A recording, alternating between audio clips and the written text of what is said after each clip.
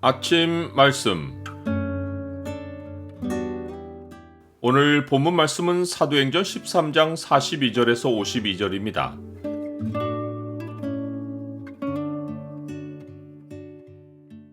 때를 얻든지 못 얻든지 주의 말씀을 전하라. 오늘 본문을 소망의 창으로 보면 하나님의 주권이 어떻게 역사하시는지가 보입니다. 소망의 창을 보여주는 구절은 13장 48절입니다. 이방인들이 듣고 기뻐하여 하나님의 말씀을 찬송하며 영생을 주시기로 작정된 자는 다 믿더라. 바울이 회당에서 말하기를 마치고 나갈 때 사람들이 바울과 바나바에게 다음 안식일에도 이 말씀을 전해달라고 요청합니다. 이 말씀이란 복음으로서 모세의 율법으로 의롭다 하심을 얻지 못하던 모든 일에 예수 그리스도로 힘입어 믿는 자마다 의롭다 하심을 얻는다는 소식입니다. 회당의 사람들은 지금까지 유대주의가 전하는 전통과 많은 규례를 듣고 그것으로 의를 얻기를 힘썼습니다. 그런데 바울이 전하는 말씀은 성경 말씀 자체이고 그 말씀이 예언한 사람이 모든 말씀을 성취하여 믿는 자마다 의롭다 하심을 얻는 길이 열렸다는 소식을 들려준 것입니다. 유대인과 유대교에 입교한 경건한 사람들은 이 복음의 말씀을 더 알고 싶은 마음에 많은 사람이 회당의 모임이 끝난 후에 바울과 바나바를 따랐고 두 사도는 그들과 더불어 대화를 이어갔습니다. 바울과 바나바는 이들의 요청대로 다음 안식일에도 회당에 올 것을 약속하고는 항상 하나님의 은혜 가운데 있으라고 권하고 그 자리를 떠났습니다. 그 다음 안식일에는 온 시민이 거의 다 하나님의 말씀을 듣고자 하여 모였습니다. 이 성읍은 대다수가 이방인들이기에 이 무리는 거의 다 하나님의 말씀을 처음 접하는 자들입니다. 이들이 말씀에 관심을 기울인 것은 바울이 처음부터 하나님의 말씀으로 예수 그리스도를 전파했기 때문입니다.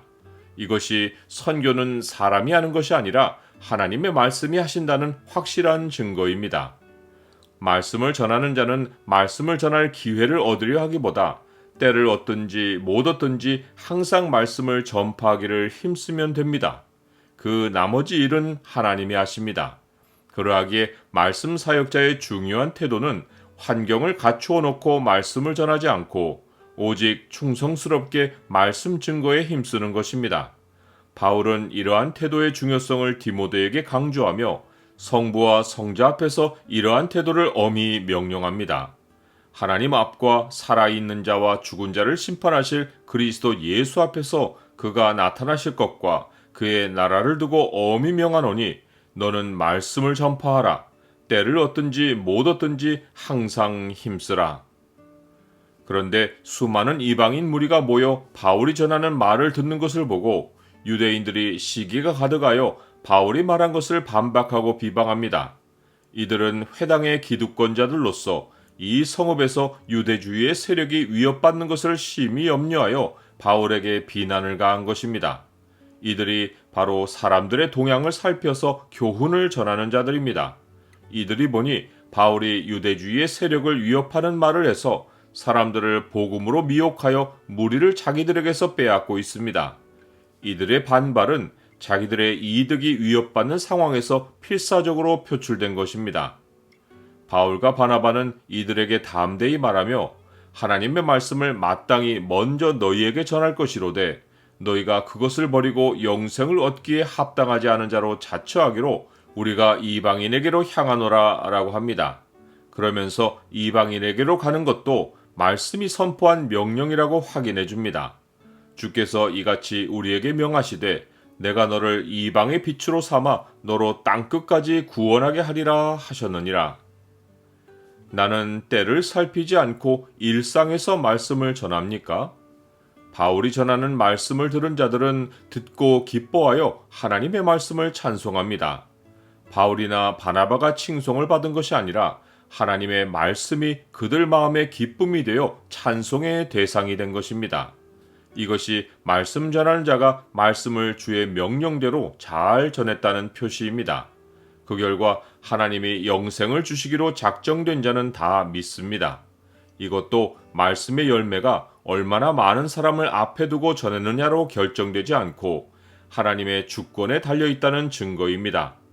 이제 바울과 바나바가 전한 주의 말씀이 그 지방에 두루 퍼집니다. 복음이 전도자의 보폭에 매여 있지 않고 빠르게 전파될 수 있다는 표시입니다. 그런데 이번에는 무리의 환영이 아니라 유대인들이 경건한 귀부인들과 그 신의 유력자들을 선동하여 바울과 바나바를 박해하게 하고 그 지역에서 쫓아냅니다. 이에 두 사람은 핍박자들을 향해 발에 티끌을 떨어버리고 다른 곳으로 가는데 남은 제자들은 기쁨과 성령이 충만합니다. 발에 티끌을 떨어버린 것은 전도자의 사명이 말씀을 전하는 데까지이고 심판은 하나님이 하신다는 메시지를 남긴 것입니다. 그런데 이들은 떠났지만 복음은 그곳에 남아서 제자들을 기쁘게 하고 성령으로 충만하게 합니다. 복음은 사람에 매이지 않고 온 땅을 달리어 땅끝에 이를 것이며 인자가 다시 오실 길을 예비할 것입니다. 그의 명령을 땅에 보내시니 그의 말씀이 속히 달리는도다.